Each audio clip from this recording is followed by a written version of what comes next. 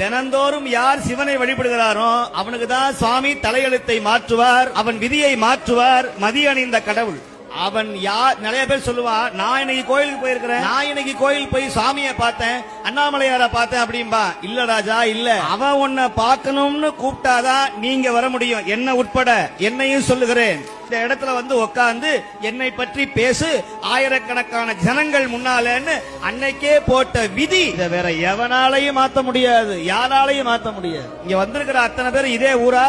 100ல ஒரு 50 பேர் இருப்பாங்க. ஆனா இங்க வந்திருக்கிற அத்தனை பேர் வெளியூர் அடியார். எதுக்கு சொல்ல வரேன் அப்படின்னா, சாமிக்கு யார பிடிக்குதோ அவனைத்தான் பக்கத்துல வைத்து அலங்காரிக்கிற கொண்டாடுகிற ஒரே கடவுள் சிவன். நீங்க சிவனை வழிபட வழிபட உங்களை தூக்கி தலையில வைக்கிற ஒரே தெய்வம் திருவதிகை வீரட்டானேஸ்வர பெருமான் தான். பிரதோஷம் பாக்குறவங்க உங்களுக்கு முழு புண்ணியம். இந்த சனி பிரதோஷம்ங்கிறது சாதாரணமான பிரதோஷம் அல்ல.